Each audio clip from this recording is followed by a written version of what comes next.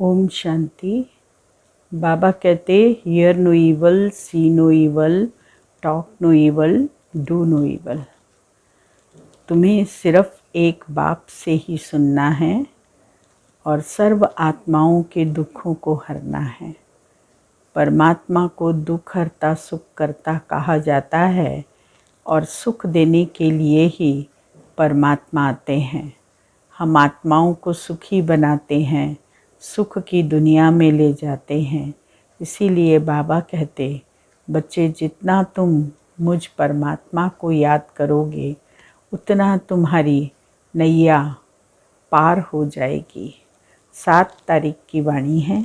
मीठे बच्चे, here no evil, एक बाप से ही सुनना है। ग्रस्त व्यवहार में रहते कमल फूल समान रहना है। प्रश्न है, किस खेल को यथार्थ रीति जानने वाले बच्चे कभी मूंझ नहीं सकते हैं?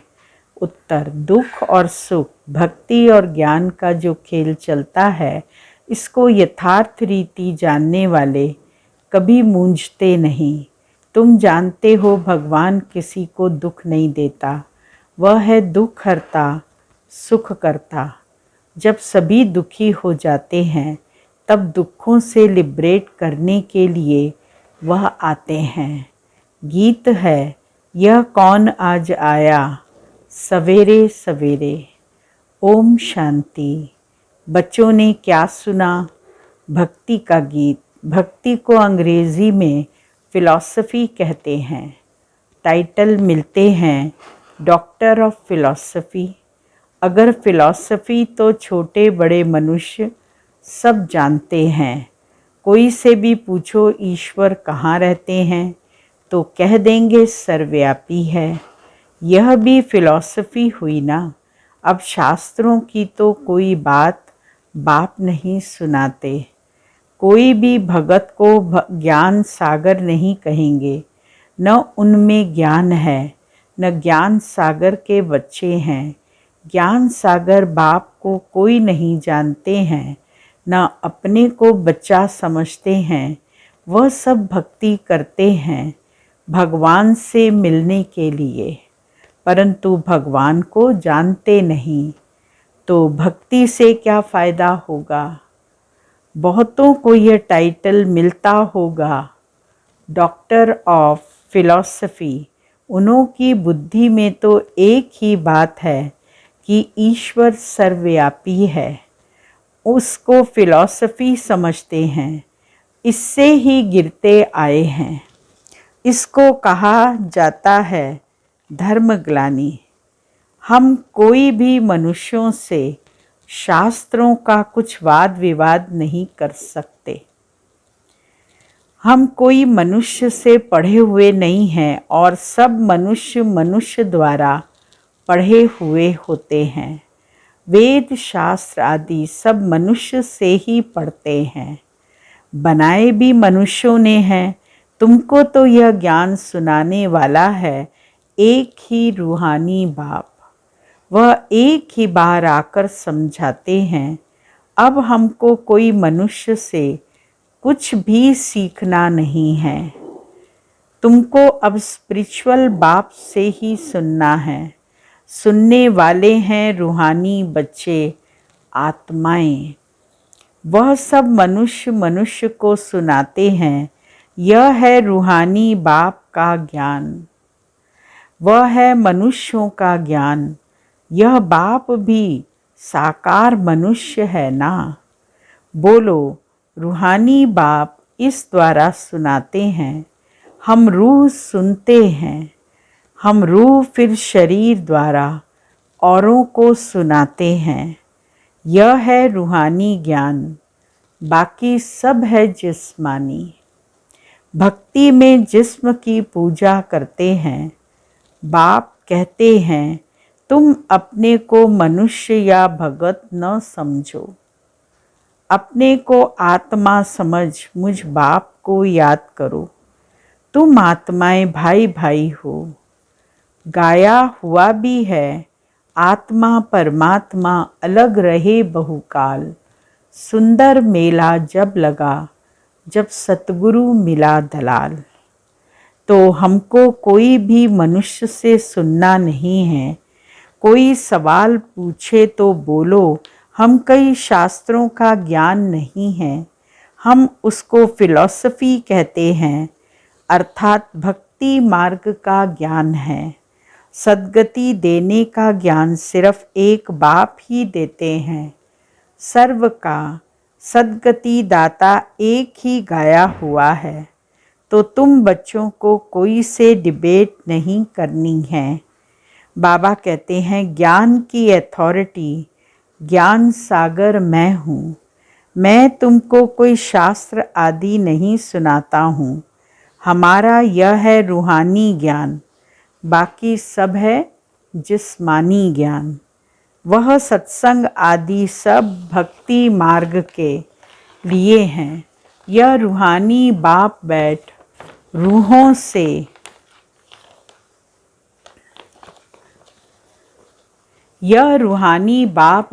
रूहों को समझाते हैं।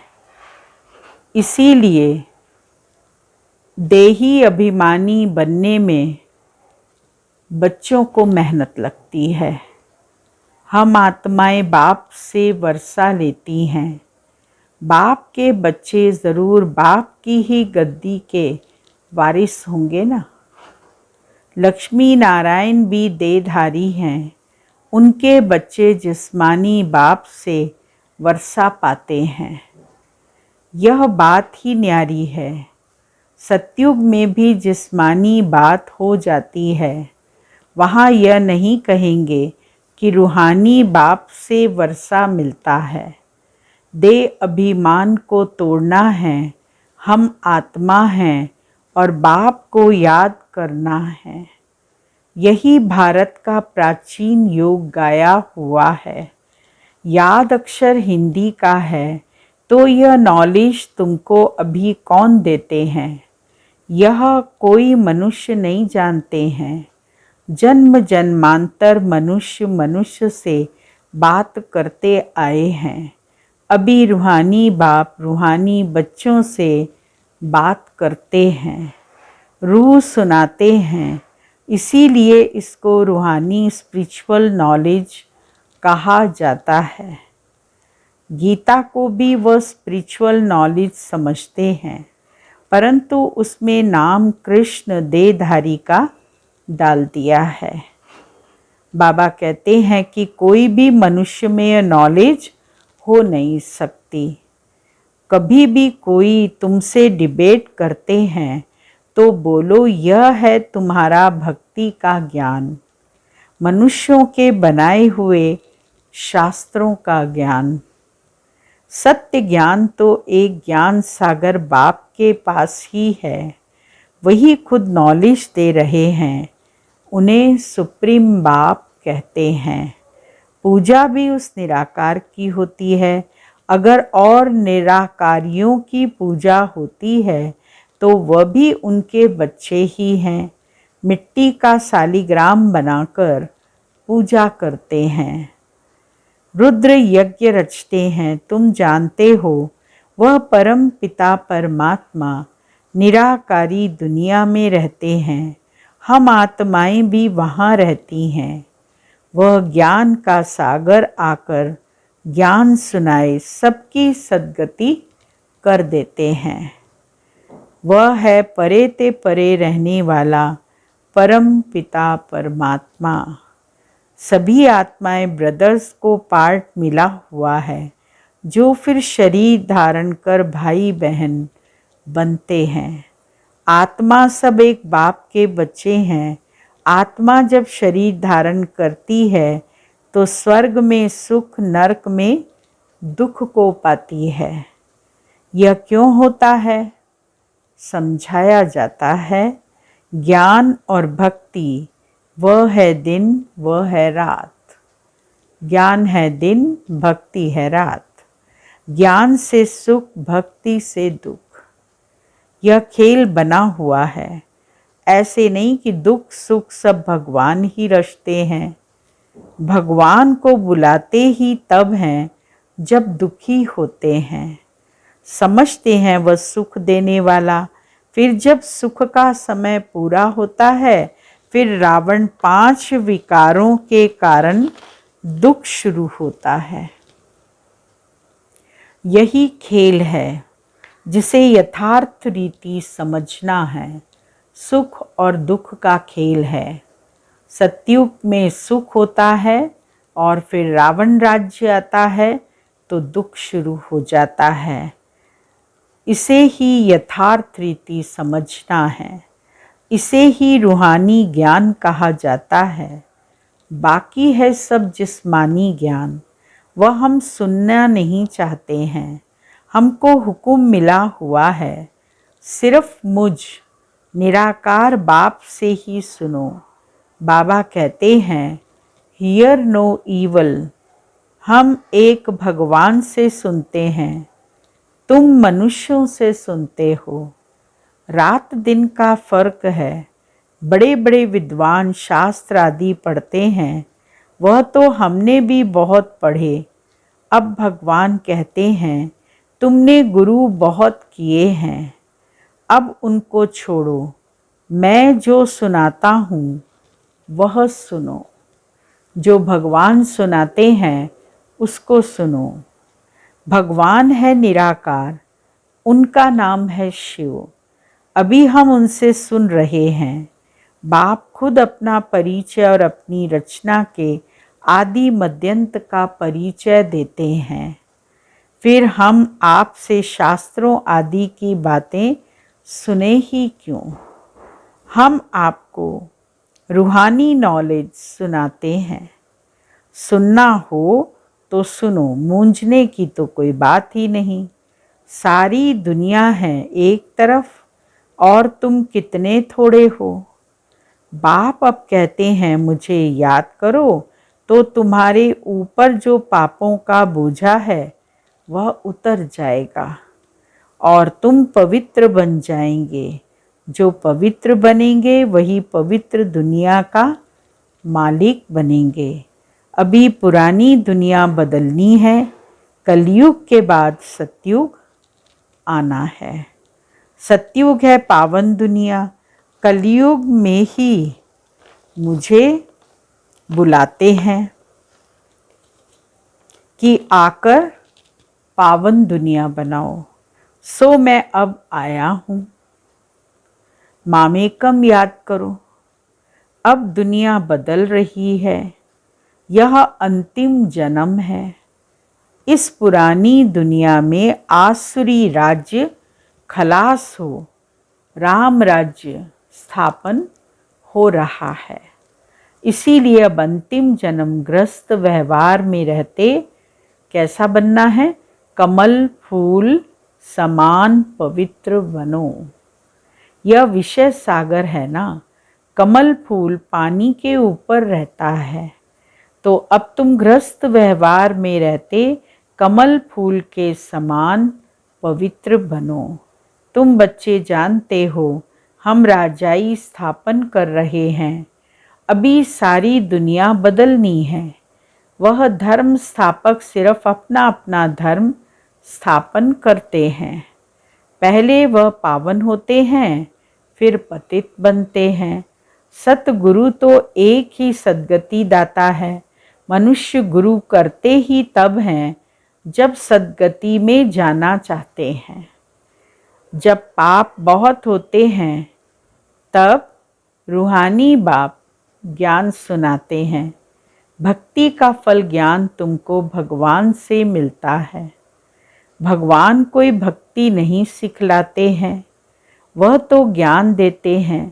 कहते हैं मामेकम याद करो तो तुम्हारे विकर्म विनाश होंगे और कोई पावन बनने का रास्ता ही नहीं है।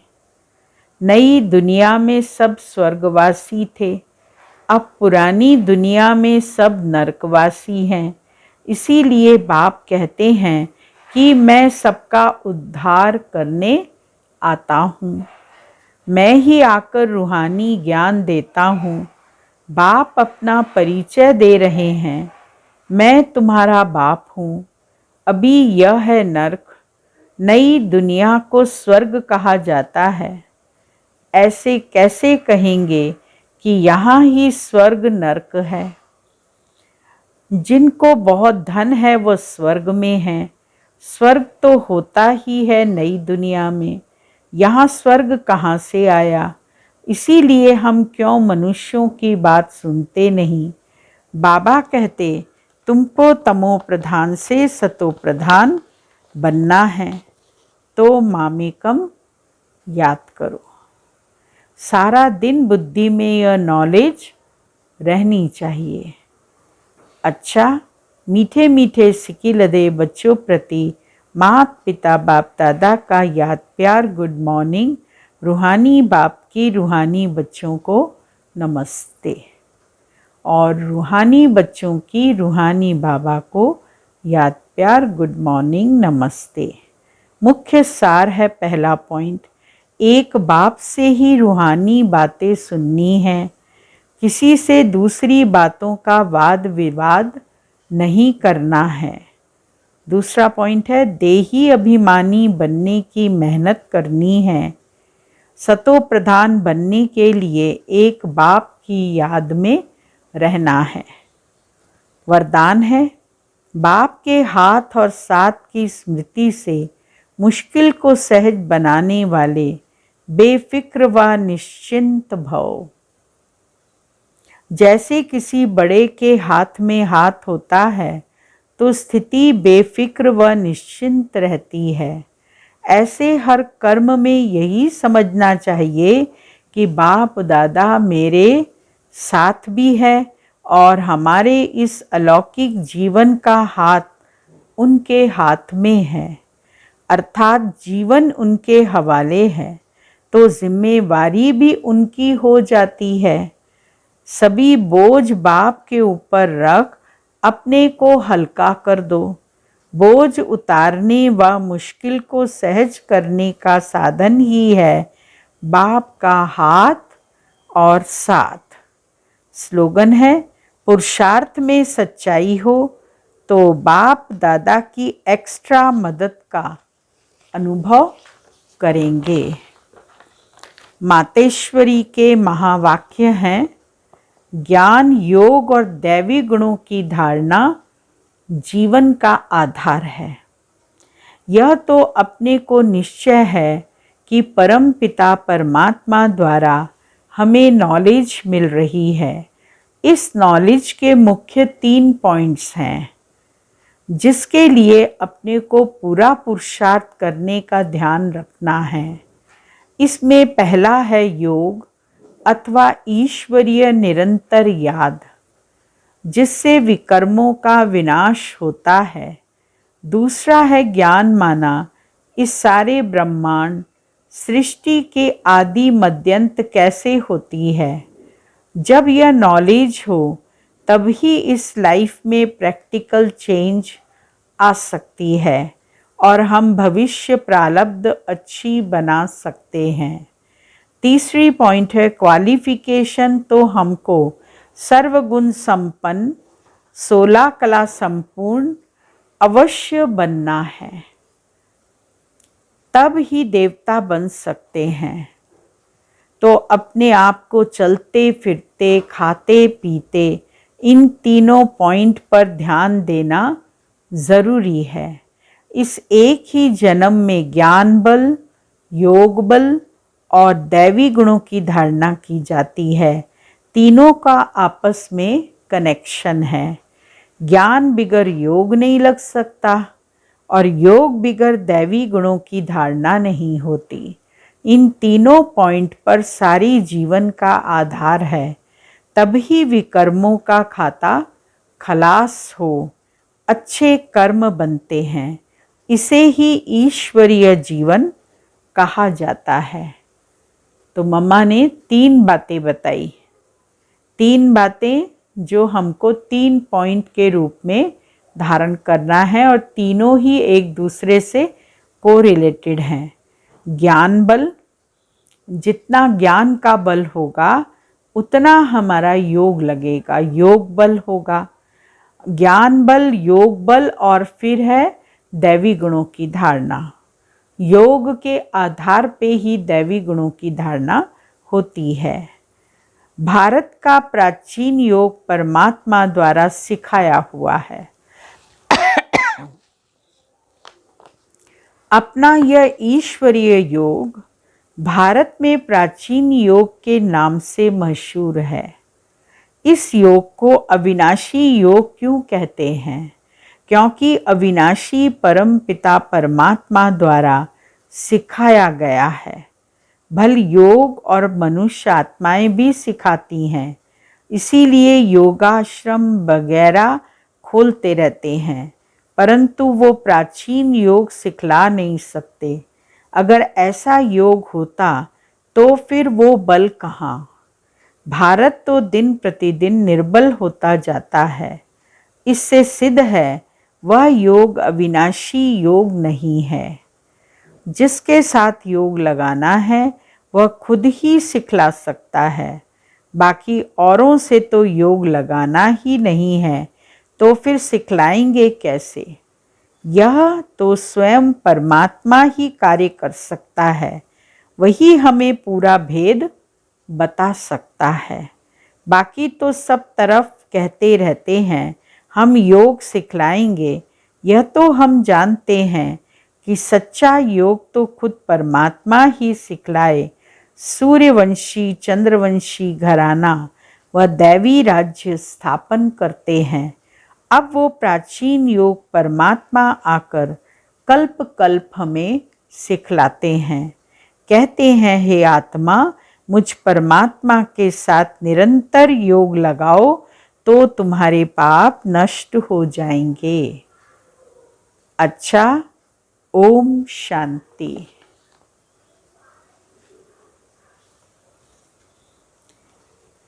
आज का पॉइंट है,